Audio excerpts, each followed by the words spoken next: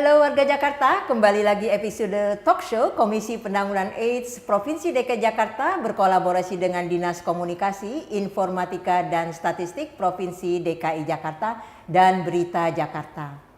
Kita ketahui HIV/AIDS memberikan beban psikologis yang signifikan kepada orang yang hidup dengan HIV. Mereka akan mendapat depresi dan kecemasan ketika menyesuaikan diri dengan dampak diagnosis pertama kali mengetahui pada saat mereka terinfeksi dan menghadapi kesulitan hidup dengan penyakit kronis yang mengancam jiwa, seperti misalnya harapan hidup yang lebih pendek, resimen terapi yang agak rumit, stigmatisasi dan hilangnya dukungan sosial kepada keluarga, kepada teman, kerabat ataupun infeksi HIV dapat dijadikan sebagai resiko tinggi untuk bunuh diri ataupun percobaan bunuh diri. Itulah sebabnya maka talk show kali ini kita akan membahas tentang kesehatan mental dan HIV, dan kali ini saya ditemani oleh dua narasumber kita yang keren-keren, yang hebat-hebat. Satu Ibu Sulastri Pardede, apa kabar Ibu? Alhamdulillah baik Ibu. Baik, Ibu Sulastri Pardede dari psikolog, dia kerja di layanan Puskesmas Kecamatan Ciracas, Kota Administrasi Jakarta Timur, dan satu lagi narasumber kita adalah Bung Simon Setiawan. Apa kabar Bung Simon? Halo, puji Tuhan, baik. Baik, beliau adalah dari grup atau kelompok dampingan sebaya Alamanda Puskesmas Menteng, Kota Administrasi Jakarta Pusat. Bung Simon dan Mbak Lastri, saya ingin berbicara tentang kesehatan jiwa yang tadi sudah kita kita diskusikan dari awal, yang saya berikan kepada pembuka. Boleh tidak saya langsung bertanya kepada Mbak Lastri? Boleh banget ya. Ibu. Silakan Mbak Lastri untuk menceritakan tentang aktivitas yang sudah dilakukan selama ini. Halo masyarakat Jakarta, saya Sulastri Pardede, saya seorang psikolog klinis. Saat ini saya berpraktek di Puskesmas Kecamatan Ciracas. Dan sehari-harinya juga banyak menangani pasien-pasien HIV/AIDS. Baik, kalau Bung Simon, bagaimana tuh aktivitas yang sedang dilakukan hari-hari ini, apa tuh? Halo warga Jakarta, saya Simon Setiawan, saya penggiat HIV/AIDS. Untuk saat ini saya sebagai Ketua KDS atau Kelompok Dukungan Sebaya Alamanda di Puskesmas Kecamatan Menteng. Keseharian saya di layanan adalah mendampingi teman-teman yang akses pengobatan, terutama yang baru memulai pengobatan. Baik, terima kasih Bung Simon. Mbak Lastri, jadi kita paham bahwa sekarang ini banyak sekali remaja-remaja kita ya, khususnya kita berbicara di DKI Jakarta, di Jakarta, bahwa remaja-remaja juga terkena depresi untuk kesehatan jiwanya. Bagaimana ini jika kita hubungkan dengan kesehatan mental dan sepertinya gejalanya seperti apa itu? Baik, kita berangkat dari apa itu sehat mental itu dulu kali ya Bu ya. Baik. Jadi sehat mental itu, seseorang dikatakan sehat mental, seorang mampu mengenali kebutuhan-kebutuhannya. Jadi mampu menentukan apa yang dia mau dan mengontrol setiap apa yang diinginkannya. Kemudian juga mampu mengenali tanda-tanda atau gejala-gejala yang ada pada dirinya sendiri. Dan setiap orang yang sehat mental itu juga mampu beradaptasi dengan lingkungannya. Baik dia berada di lingkungan itu sendiri atau orang-orang nyaman melihat dia gitu. Nah sekarang banyak remaja-remaja kita yang memang mengalami masalah kesehatan mental. Mereka sangat aware dengan kesehatan mental. Mereka datang sendiri akses layanan ke puskesmas. Mereka tahu ada psikolog, mereka akses layanan itu gitu. Jadi sekarang ini anak-anak remaja kita sangat update dengan masalah kesehatan mental sehingga mereka paham banget kapan mereka butuh pertolongan. Dan ini juga dimulai ketika kita melakukan sosialisasi ke wilayah-wilayah di lingkungan kita sehingga mereka tahu bahwa kapan mereka bisa mengakses psikolog gitu. Gejala-gejala untuk kesehatan mental itu seperti apa? Gejalanya biasanya ada hal-hal yang mengganggu kondisi fisik, misalnya gangguan tidur, kemudian juga bisa gangguan pola makan, kemudian juga ketika mereka tidak nyaman berangkat sekolah gitu ya, tidak nyaman beradaptasi, juga ketika mereka misalnya emosionalnya menjadi berlebihan. gitu. Yang tadinya mereka ngobrolnya kalau kita bilang level 3 atau volume 3 gitu ya, tiba-tiba jadi 7 oktav gitu ya naiknya gitu. Atau misalnya yang biasa tadinya kalau ditanyain kok enak ngomongnya, kok sekarang jadi agak barbar ya gitu ya. Nah itu juga perubahan-perubahan. Jadi ada perubahan emosi, kemudian ada juga perubahan perilaku. Perubahan perilaku ini yang tadinya mereka senang bergabung atau senang ikut komunitas, sekarang mereka nggak mau lagi ikut komunitas gitu. Bisa juga itu terjadi. Dan bisa juga terjadi perubahan pola. Pola tidur, pola makan, seperti itu. Kalau kita kaitkan dengan HIV, lalu bagaimana posisi kesehatan mental ini dengan HIV? Baik, biasanya gini, pada pasien HIV ketika mereka terdiagnosa HIV, biasanya mereka nggak langsung siap menerimanya. Ada beberapa fase yang mereka hadapi untuk mereka siap untuk mengikuti pengobatan gitu ya. Kenapa? Di awal-awal itu mereka pasti denial, marah, kesel gitu ya. Fase denial ini biasanya mereka akan menyangkal, kayaknya salah tuh, puskesmas salah diagnosa tuh, kayaknya hasil labnya keliru tuh, ketuker tuh. Nah itu yang paling banyak suka terjadi gitu. Nah kemudian mereka akan marah, menyalahkan keadaan, menyalahkan situasi-situasinya, mungkin juga menyalahkan pasangan seksnya, misalnya seperti itu. Kemudian mereka akan ada fase-fase bagian mulai nerima gitu ya. Oh ya selama ini saya salah, selama ini saya tidak dekat sama Tuhan. Oh ya yang perilaku seks saya ini keliru nih. Akhirnya mereka akhirnya mulai memutuskan untuk beribadah gitu. Lalu ada fase depresi pada mereka. Nah fase depresi ini fase di mana mereka tidak mampu menahan semua reaksi-reaksi psikologis itu sendiri sehingga muncul dampak negatifnya. Nah akhirnya kalau fase ini tidak ada pertolongan, mereka juga tidak akses pengobatan. Dan fase yang terakhir adalah acceptance. Mereka menerima kondisi bahwa mereka terdiagnosa HIV akibat dari perilaku dan lain sebagainya, ataupun mungkin mereka terpapar dari pasangan suami ya, dari suaminya mereka seorang ibu rumah tangga misalnya ya, mereka terdeteksi dari suami, mereka bisa nerima akses pengobatan. Tapi jangan salah Bu, ketika seseorang juga sudah di fase acceptance, bisa balik loh Bu ke denial. Makanya biasanya pada pasien HIV nih Bu, mereka sudah pengobatan, mereka mundur lagi, nggak berobat gitu. Atau misalnya dikasih tahu di sana ada herbal loh gitu. Ketika dikatakan di sana ada herbal, akhirnya mereka akses itu. Akhirnya ini lost to follow up. Itu bisa terjadi. Sehingga memang penanganan kesehatan para teman-teman ODIF itu perlu dipertahankan gitu ya. Dikonselingin lagi gitu ya, ditanyain ulang lagi gimana kabarmu? Are you okay? Itu perlu banget supaya mereka tetap terhubung dengan layanan gitu. Jadi dengan kata lain bahwa kesehatan jiwa atau kesehatan mental bisa bagian dari salah satu penanggulangan HIV ya? Betul, sangat dibutuhkan gitu. Oke, Bung Simon, kalau kita dengarkan tadi dari psikolog Sulastri, bagaimana menurut Bung Simon?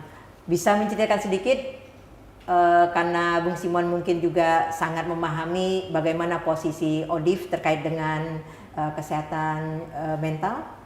Ya, seperti Mbak Lastri tadi bilang, pada saat kita tahu status kita itu positif, wah susah ya untuk bisa terimanya. Apalagi buat kita yang laki-laki, itu pasti terpikir nanti mau berkeluarga gimana. Wah semuanya terlintas di pikiran yang nggak jelas, yang semua yang menakutkan, menyeramkan. Ya tapi kembali lagi, segala sesuatu kan ada konsekuensinya. Betul. Apa yang kita lakukan, apa yang kita kerjakan itu pasti ada upahnya gitu. Betul. Ya mau nggak mau ya kita mesti terima. Tapi itu kan harus berproses. Panjang gitu ya prosesnya. Bisa panjang. Bung Simon pernah mengalami hal seperti yang dikatakan tadi? Banget ngalamin banget karena ya sebagai orang dengan HIV positif, saya juga AIDS stadium 3. Iya. Prosesnya panjang sekali Bu, panjang sekali sampai saya bisa kembali ke kondisi yang seperti sekarang ini, meninggalkan kebiasaan-kebiasaan lama, merubah perilaku dari yang nggak benar jadi lumayan membaik lah. Saya cukup paham Mas Simon, Bung Simon. Sampai saya jadi terharu ini. Saya jangan lanjutkan yang itu dulu ya, nanti saya nangis jadi ini. Baik, Mbak Lastri yang seorang psikolog, apa saja kira-kira kerentanan secara psikologis dalam menghadapi atau seorang ODIF yang mengalami kondisi kesehatan mental? Oke. Nah, biasanya gini, setiap manusia itu pasti nggak mau menerima sesuatu yang berbahaya bagi dirinya sendiri. Pasti setiap manusia itu maunya dalam kondisi nyaman. Nah, ketidaksiapan inilah yang membuat para teman-teman ODIF mereka belum mau langsung akses layanan, ya. Karena kenapa? Pasien ODIF itu masih di stigma ya. Jadi dari stigma sehingga mereka menganggap bahwa ini masih dianggap sebuah penyakit yang tabu banget untuk kita bicarakan. Sehingga itu yang membuat mereka semakin takut. Apa kata keluarga, apa kata teman saya, apa kata si ini gitu. Akhirnya mereka membuat itu semakin dihantui rasa bersalah. Seperti yang tadi dikatakan sama Bung Simon gitu ya, seorang laki-laki gitu ya. Bagaimana saya berkeluarga, bagaimana nanti pendapat orang tua saya ketika saya ditanya kapan nikah, saya nggak menjawab apa gitu ya Bung Simon ya. Nah itu akan buat pasien ODIF itu akan semakin kecemasan, mengalami kecemasan. Jadi selain mereka belum siap menerima statusnya, biasanya kecemasan akan pendapat-pendapat orang. Kemudian stigma, kalau nanti saya ngambil obatnya gimana? Jadi ada juga karena mereka terbatas dengan informasi akan kesehatan di layanan, mereka sangat takut tuh, nanti obatnya gimana, bayar nggak dan lain sebagainya. Maka penting sekali berikan pendampingan informasi yang jelas di layanan. Bagaimana proses pengambilan obat, bagaimana nanti mereka setelah pengobatan jangka panjangnya seperti apa, kapan mereka akan mengikuti tes ulang lagi, misalnya pemeriksaan CD4 dan lain sebagainya. Kemudian perlu dijelaskan juga terkait dengan, Anda bisa nikah loh, nah Anda bisa loh mempunyai keturunan loh, sehingga mereka tidak akan ketakutan dengan hal itu gitu. Kemudian kita bisa memberikan pendampingan emosional, ya pendampingan emosional ini untuk mereka menerima atau ketika mereka menyampaikan keluh kesahnya, kekesalannya, ketidaknyamanannya, mereka tuh merasa ditemani. Mereka tidak merasa feel alone gitu. Nah, salah satu yang membuat mereka menjadi sangat kondisi down adalah ketika mereka feel alone, gak akan ada yang menerima mereka. Tapi ketika keluarga, komunitas memberikan pendampingan pada mereka, itu justru akan membuat mereka, oh yang lain aman-aman aja kok. Misalnya Bung Simon kalau ngasih testimoni, saya udah berapa tahun nih misalnya minum ARV misalnya gitu ya, mereka kan lebih merasa, oh ternyata Bung Simon aja bisa sepanjang ini, kenapa kami enggak gitu. Biasanya pada pasien ODIF baru gitu. Kemudian yang paling utama lagi adalah pendampingan instrumental, informasi yang jelas untuk memberikan layanan, apakah harus diakses dengan BPJS dan lain sebagainya. Gitu. Ya, saya mau menghubungkan apa yang sudah diterangkan Mbak Lastri barusan, Bung Simon, bahwa kerentanan mental secara psikologis bagi orang ODIF, kalau kita bisa bilang ada yang feel alone ataupun secara komunitas yang Bung Simon mengalami sendiri ada pada kelompok dampingan sebaya. Bagaimana kita menyikapi bahwa ada seseorang dari grup atau kelompok KDS, tapi juga ada seseorang yang memang dia sangat mapan dalam menyikapi kesehatan jiwanya?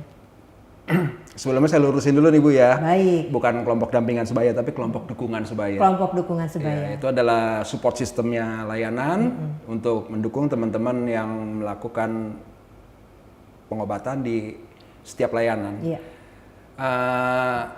Buat teman-teman yang sudah tahu status, sudah mulai melakukan pengobatan, itu biasanya dari layanan dikasih pilihan ya.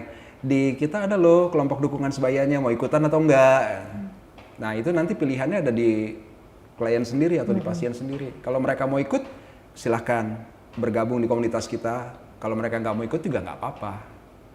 Ya tapi kembali sebagai support sistemnya layanan untuk mendukung keberhasilan pengobatan, KDS akan melakukan kalau kita bilang tuh sedikit monitoring lah. Ini anak yang baru pengobatan seperti apa gitu. Kalau memang dibutuhkan, kita ngomong, lu gimana selama ini? Pengobatannya lancar nggak? Ambil obatnya rutin nggak? Dari ngobrol-ngobrol itu ini bisa kegali. Kalau memang pengobatannya rutin, dia udah bisa mandiri, udah tahu alur rujukan, alur pengobatan segala macam, ya udah kita lepas. Paling kita pantau aja kepatuhannya. Seperti itu, Bu. Jadi untuk masalah psikologis, apa ya, kadang-kadang perlu dari si dianya sendiri untuk cerita dulu. Kalau dianya nggak cerita ya kita nggak bisa intervensi.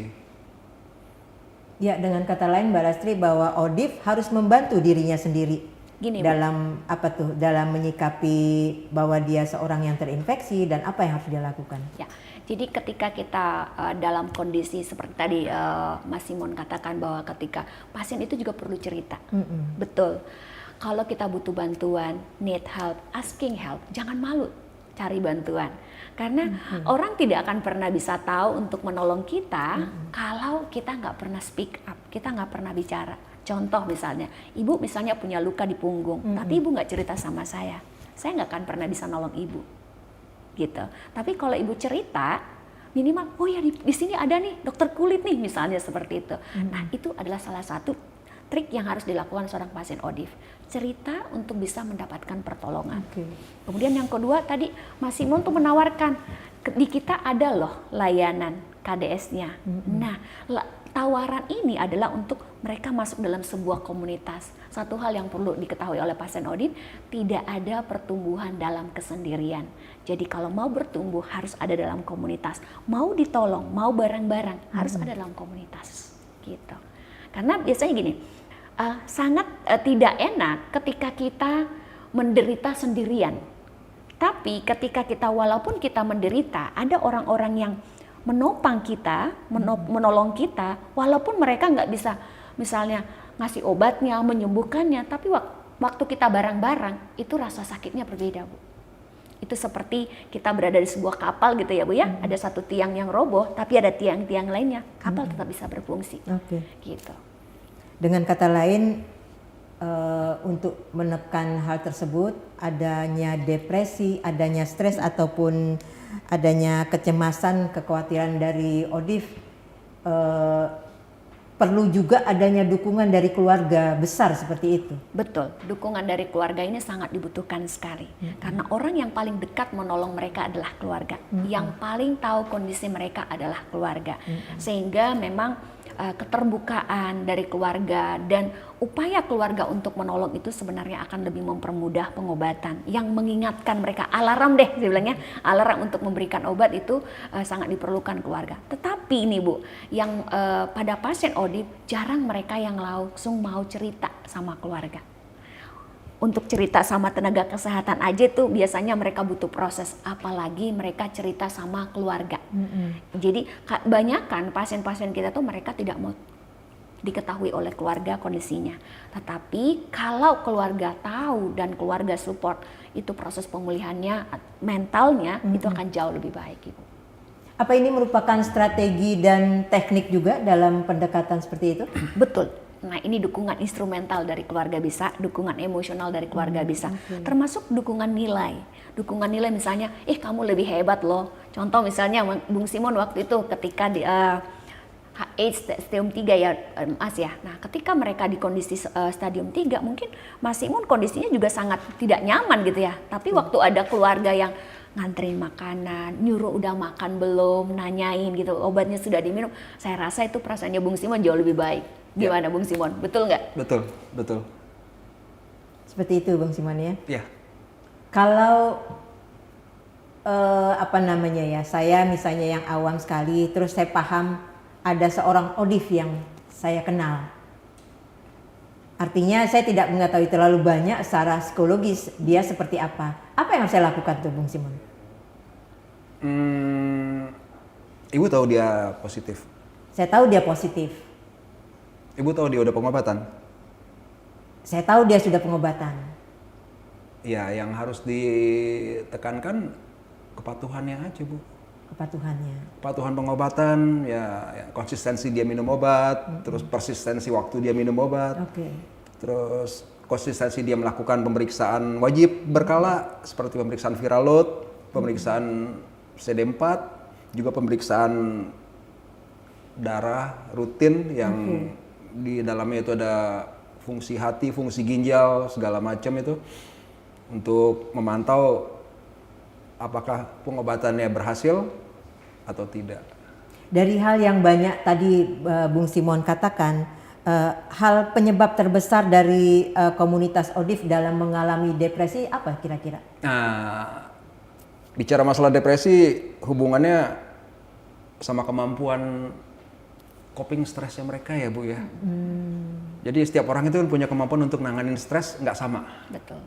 Maka dibutuhkan psikolog seperti ini nih, Betul. Mbak Lastri. Mbak Lastri ini dibutuhkan sekali di layanan. Oke. Soalnya apa? Dia nggak positif HIV pun sama masalah-masalah sosial yang lainnya udah stres gitu. Betul. Ya, betul. Plus lagi dia sekarang terdiagnosa dan ketahuan positif HIV. Apa nggak double stres? Plus kondisi sosial. Kondisi sosial semakin nggak sejahtera, kerja otak segala macam makin nggak beres, kesehatan mental makin terganggu. Itu sangat perlu dukungan keluarga ya, teman, Banget. kerabat ya. seperti Dukungan itu semua. ya. Dukungan semua ya. Iya. Ya tapi kembali lagi ke kitanya. Kalau kita mau dapat dukungan ya kita harus berani membuka diri Oke. dengan segala macam resiko. Tapi ya kembali lagi, urusan mental apa ya? Kalau menurut saya itu nggak ada kutubnya Bu, dan itu sangat mendalam.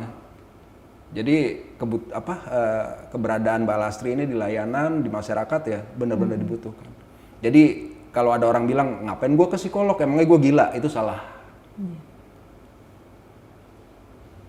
Ya, Mbak Lastri sebagai seorang psikolog tadi dari awal pembukaan saya sudah katakan bahwa resiko paling tinggi dari seorang ODIF adalah ada keyakinan ODIF untuk beresiko bunuh diri atau maupun mengakhiri hidup. Ini kira-kira seperti apa nih Mbak Lastri yang pernah dialami dengan pasien-pasien ODIF? Oke, jadi sebenarnya seperti yang dikatakan Bung Simon tadi, nggak harus ODIF pun bisa ada resiko bunuh diri. Betul. Gitu ya. Nah, pada pasien HIV, kenapa mereka mau ingin mengakhiri hidupnya? Karena ketidaksiapan menerima kondisi dan statusnya, kemudian mereka tahu pengobatannya jangka panjang. Seumur hidup harus minum obat. Nah, hal-hal itulah yang membuat mereka biasanya tidak mau mempertahankan hidup gitu, atau ya cari jalan pintas lah, selesai aman, saya udah nggak perlu sakit lagi, nggak perlu pemeriksaan CD4 lagi, pemeriksaan berkala nggak perlu lagi, hidup nggak perlu lagi harus ribet ini minum obat seperti itu. Tapi dengan adanya dukungan dari kita mau coba mereka ngajak bicara, cari tahu apa masalahnya, biasanya jauh lebih bisa ditolong dan mereka bisa akhirnya melanjutkan hidupnya ke depannya. Gitu. Dari pengalaman Mbak Lastri, apakah pernah ada pasien yang mengatakan, aduh saya udah kepengen stop di sini aja seperti itu, ataukah kemudian dia datang lagi dengan semangat yang berbeda misalnya? Banyak yang datang di awal rasanya hampa, hancur, wah berkeping-keping lah itu ya. Bahkan mungkin mau nangis saja dia bukan nangis tapi udah kesal. Saya kesal banget, saya marah udah gitu. Tapi begitu misalnya kita Dia marah kepada dirinya sendiri? Yes, marah pada dirinya sendiri, menyesal kenapa begini, kenapa begini. Okay. Ya, kadang saya buat supaya dia rileks gitu ya, bercanda dulu. Iya, sekarang nyesalnya kalau kemarin tuh pendaftaran gitu ya. Nah, tapi kita ajak bicara bahwa ini ada Tuhan kasih kesempatan second destination, kesempatan hidup kedua lagi. Pergunakan waktu ini supaya nggak sia-sia. Saya selalu bilang bahwa Tuhan nggak pengen loh lihat orang yang sakit mati. Tuhan mau kalau kamu mati dalam kondisi kamu siap untuk mati. Jadi kalau kamu mau mati gitu ya, persiapkan diri kamu untuk kamu benar-benar siap ketemu Tuhan. Jadi jangan mati karena dengan penyesalan, dengan kemarahan, dengan kebencian. Tuhan nggak mau itu. Tuhan mau kamu udah menerima kondisi kamu, Tuhan menerima kamu dengan baik. Sehingga ketika dia ngerasa, iya Tuhan nggak mau juga saya mati, enggak. Terus beberapa kali saya nanya, emang kalau lo mati bawa apa? Lu udah siap ditanya Tuhan kalau lu mati di sana? Iya ya, hari itu mulai nangis. Biasanya kalau pasien nangis saya udah lebih mudah tuh ngajak cerita. Mereka kan lebih terbuka seperti itu. Dan di next berikutnya biasanya mereka sudah mau minum obat, tinggal nanya beberapa mungkin ada yang efek samping obat, ada rasa tidak nyaman. Nah itu kita tinggal konseling. Biasanya efek samping obat itu akan lebih terasa besar karena kondisi kecemasannya. Tapi kalau dia siap menerima, paham akan kondisi ini bahwa ini adalah butuh obat, nggak ada jalan lain selain minum obat, biasanya mereka jauh lebih baik, tidak terlalu respon tubuhnya tidak terlalu berlebihan biasanya gitu. Ya, Bung Simon, jadi apa yang dijelaskan oleh Mbak Lastri tadi yang seorang psikolog bahwa ternyata memang pendampingan ODIF di layanan sangat dibutuhkan sekali ya secara psikologis ya. Betul. betul. Apakah hampir semua teman-teman Mas Simon yang ada di KDS sudah masuk dalam layanan seperti itu ya? Yang di luar KDS pun Banyak saya juga? tetap, dan sering virtual call ya. Jadi gitu dampingan virtual. Oke. Dia nggak hadir di komunitas, nggak ada di grup, tapi pribadi. Dengan say hello, ngobrol ya, anggap dia sebagai lebih dari teman gitu. Oke. Bagian dari ya mereka juga adalah kita. Kita juga sama seperti mereka. Betul. Dan Bung Simon, kalau kita lihat bahwa ODIF dan obat ARV adalah dua sahabat. Iya, Ini harus seumur hidup. iya. Seperti itu ya. Ini lalu maksud saya bagaimana cara mengatasi atau menghilangkan kebosanan dari dua hal ini? Menjadi seorang ODIF dan dia memang harus tetap berpartner dengan ARV-nya, Iya. dengan obatnya. Saya belajar dari pengalaman saya sendiri nih Bu. Oke. Tadinya saya nganggap ARV itu pilihan. Jadi ya udah, emang gue mesti minum ARV, nggak bisa Iya. enggak. Tapi timbul, aduh tiap hari, aduh sampai kapan. Walaupun udah tahu sebelumnya kalau ini memang seumur hidup. Cuma karena di dalam pikiran saya itu adalah pilihan, ya Bu, gue boleh pilih dong untuk nggak minum gitu kan. Tapi kembali lagi, kalau gue nggak minum ya resikonya kayak tadi Mbak Lasri bilang, meninggal secara tidak bermartabat. Saya mau yang lebih baik daripada itu gitu. Akhirnya paradigma itu, pola pikir itu saya rubah dari pilihan menjadi kebutuhan. Betul. Dan hal ini yang saya terusin ke teman-teman. Itu bukan pilihan loh, itu kebutuhan. Sama seperti napas. Lu nggak napas atau napas lu putus-putus, otomatis ngaruh banget kan kehidupan lo. Jadi tanamin ke teman-teman kalau itu bukan pilihan, tapi memang kebutuhan. Tapi memang banyak dari teman-teman ODIF juga yang mengalami masalah kesehatan mental dan kemudian diarahkan ke layanan seperti itu? Banyak Bu, banyak. Banyak, kelihatannya di luar fine-fine aja gitu, nggak ada masalah. Tapi kalau begitu ngobrol, kita colek dikit aja, kita dapat hot buttonnya aja. Udah, dia cerita sendiri, bang gue begini bang, kayak gini. Oh, kita tinggal jadi pendengar aja gitu, nanti dia cerita sendiri. Nah dari situ nanti kita coba dalemin lagi gimana kira-kira teman kita yang satu ini butuh apa ya.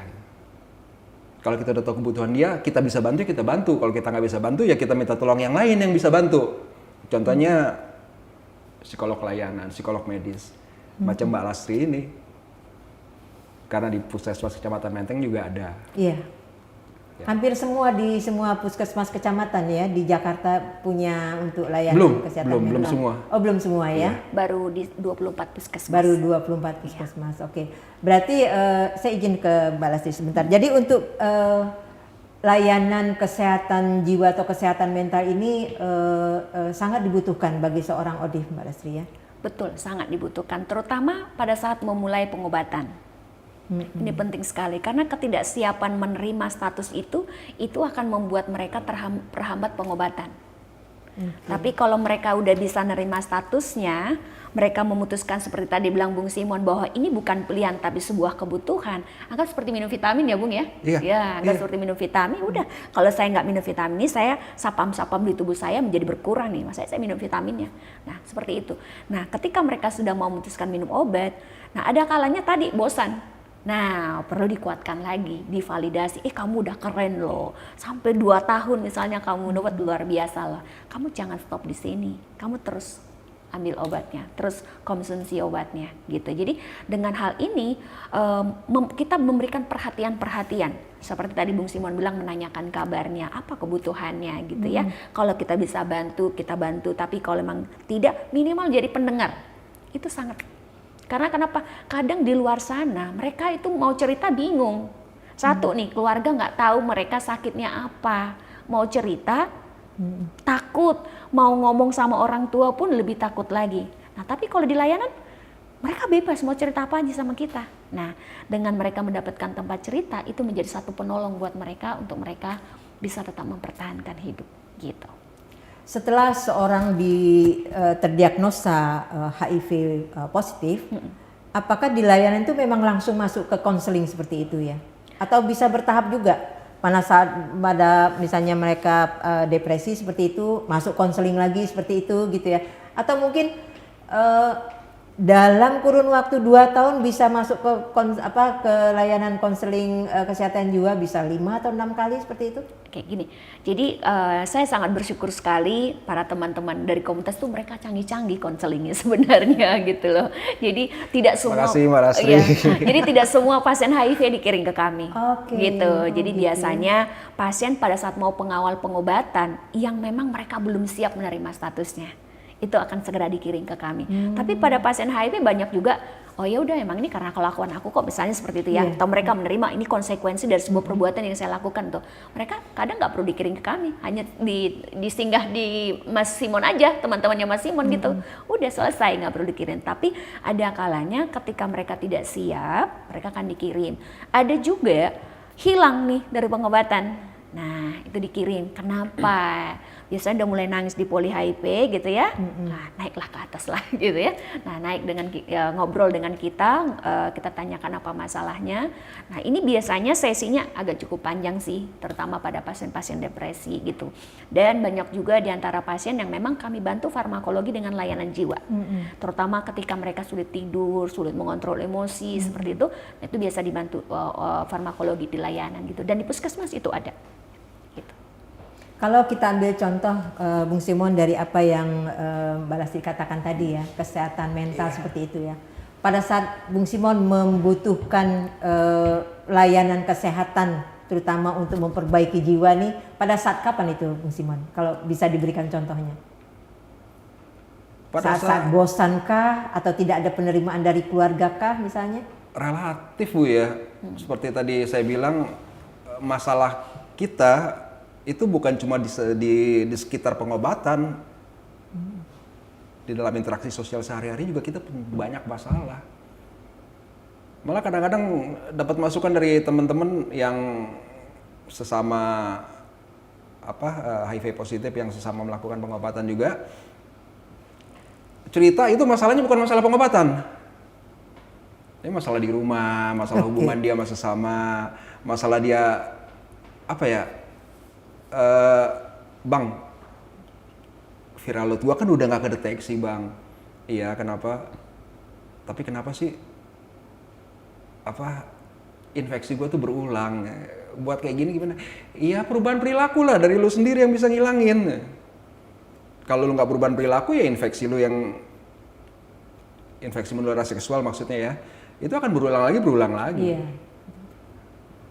Jadi banyak kasus seperti itu ya, Banyak. sudah tidak terdeteksi virusnya, tapi perubahan perilakunya juga masih belum berubah. Iya. Seperti itu. Iya, jadi secara HIV-nya dia berhasil, tapi secara infeksi menular seksualnya boleh dibilang masih kayak gitu-gitu aja gitu, nggak ada peningkatan. Tidak ada peningkatan. Disitulah peran KDS. Sedikit kalau saya bilang, karena kalau intervensi terlalu jauh kita mulai masuk ke wilayah privasi dia, kita kalau menurut saya itu nggak baik ya. Kalau kita bisa tanganin ya kita tanganin, kalau kita nggak bisa ya kita arahkan ke psikolog atau kembali lagi yaitu urusan pribadi lo, keputusan di tangan lo, seperti itu. Cukup konflik juga ya. Sangat konflik Bu. Kepada teman-teman ODIF ya. Ya ini untuk stigmatisasi nih, gimana ini kira-kira? Nah, sekarang ini masih sulit ya untuk menghilangkan stigmanya ya. Dan ini salah satunya yang memang menghambat pengobatan di layanan HIV. Betul. Kenapa? Karena ini masih dianggap penyakit yang perilaku yang memang tanda kutip ya. Padahal banyak juga para pasien HIV itu bukan karena dianya yang perilaku seksnya ya, tapi bisa juga karena pasangannya melakukan di luar terus dia bawa virusnya ke rumah, terutama ibu-ibu rumah tangga gitu ya.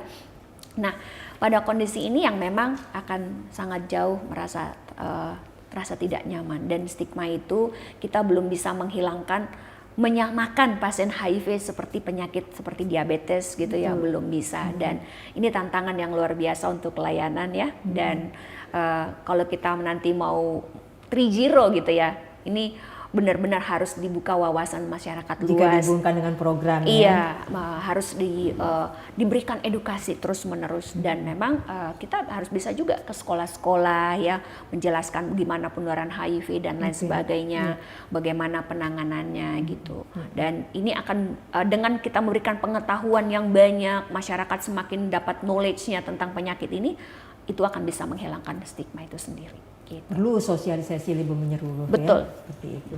Kalau dari pandangan Bung Simon ini, mungkin untuk stigmatisasi terhadap ODIF yang terus-terusan berlangsung seperti apa ini Bung Simon? Kalau dari pengalaman pribadi saya, stigma dari orang lain, stigma dari luar tuh saya udah nggak rasain ya.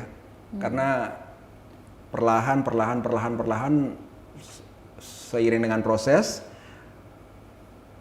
dengan perubahan perilaku, apa yang saya alami dulu dengan sekarang itu beda. Jadi keluarga yang dulunya nolak, keluarga yang dulunya si Simon, aduh, kayaknya kalau didatangin nama saya alergi dan mereka gatel-gatel gitu. Tapi sekarang mereka biasa, mereka fine. Mereka nggak ada penolakan itu. Tinggal dari kitanya sendiri. Kadang-kadang stigma tuh bukan cuma dari luar loh Bu, stigma dari dalam diri kita sendiri tuh. Kita menstigma diri kita sendiri, aduh gua nggak bener, gua nggak beres nih, aduh gua nggak sembuh diminum obat masih seumur hidup. Ya semua yang negatif itu yang bikin dia jadi nggak concern sama kepatuhannya, nggak concern sama konsistensi minum obatnya, sering putus, sering absen dalam hal pengambilan obat. Nah itu dari stigma dirinya sendiri, bukan orang lain. Dan itu yang paling berbahaya. Itu yang paling berbahaya. Stigma dari orang tuh kejam, tapi lebih kejam lagi kalau kita menstigma diri sendiri. Betul. Tidak hanya untuk HIV juga ya, sebetulnya untuk yang lainnya Semua kita penyakit. suka menstigma diri kita sendiri ya. Kita dorong seperti apapun, kalau memang dia menstigma diri sendiri, susah nggak bakal gerak. Baik, iya, seperti itu. Wow. Baik warga Jakarta, kita akan segera mengakhiri komunikasi kita dengan narasumber ini. Dan sebelum kita mengakhiri, baik Mbak Lastri ataupun Bung Simon, bisakah kira-kira memberikan closing atau statement ini terkait dengan dukungan psikologis kepada ODIF? Dipersilakan dari Mbak Lastri dulu. Baik. Untuk para pasien ODIF, nggak usah malu dengan statusnya saat ini, dan juga nggak usah takut dengan pengobatan karena bisa di cover dengan BPJS, dan ada komunitasnya seperti Bung Simon yang sudah punya testimoni, sudah lama minum obat dan ternyata sekarang sehat. Puji Tuhan sehat ya Bung Simon ya. Amin. Nah ya. ini suatu testimoni yang bisa dilihat oleh para pasien-pasien ODIF gitu. Jadi bahwa Anda bisa juga ditolong. Ingat, terhubung dengan komunitas itu akan membuat kita jauh lebih semangat untuk menjalani pengobatannya. Dan rasanya ketika bareng-bareng minum obatnya gitu ya, sama-sama minum obat, itu akan merasa, dia aja minum obat, aku pun bisa minum obat gitu. Kemudian jangan takut akses pertolongan. Takut itu akan membuatmu tidak bisa ditolong. Tapi dengan terbuka itu adalah awal sebuah pemulihan. Pemulihan akan lebih cepat terjadi kalau kita berani dan terbuka mengatakan apa yang sebenarnya yang kita rasain. Kemudian mari jaga perilaku seksualnya, ini penting sekali ya. Kalau sudah terdiagnosa, ayo jaga perilaku seksualnya. Kalaupun harus melakukan, gunakan alat kontrasepsi gitu. Bagi adik-adik ya yang masih sekolah gitu ya, yuk jadi remaja yang sehat, jaga kontrol dirinya, jangan mencoba-coba sesuatu yang belum waktunya, supaya kesehatan fisik maupun mentalnya terjaga dengan baik gitu. Mudah-mudahan seperti itu ya untuk semua remaja kita ya. Yes, betul Bu. Baik Bung Simon, untuk penutupannya terkait dukungan psikologis pada ODIF atau KDS-nya seperti apa? Buat semua warga Jakarta, kalau ada yang tahu tetangganya atau saudaranya yang positif HIV, jangan jauhi ya. Jangan jauhi orangnya, tapi jauhi penyakitnya. Dan kalau kita tahu ada teman-teman kita yang secara sosial dia tidak sejahtera, teman kita ini bukan cuma butuh dukungan psikososial, tapi dia juga butuh bantuan sosial. Caranya seperti apa? Bicarakan dengan teman-teman yang lain. Seperti itu. Terima kasih. Baik, kita akan segera mengakhiri. Warga Jakarta, stigma dan diskriminasi pada ODIF adalah salah satu penyebab terbesar tekanan yang dihadapi yang bisa berdampak pada kesehatan mental. Kebutuhan atas stigma atau ketakutan yang telah dilakukan menjadikan mengapa ODIF dengan enggan untuk membuka status HIV dan akhirnya kurangnya hubungan sosial, dukungan sosial pada keluarga. Maka dengan memberikan dukungan pada ODIF adalah salah satu cara untuk menjaga kesehatan mental. Terima kasih, talkshow kali ini hasil kerjasama Komisi Penanggulangan AIDS Provinsi DKI Jakarta dengan Dinas Komunikasi, Informatika dan Statistik Provinsi DKI Jakarta. Salam hangat dan sampai jumpa.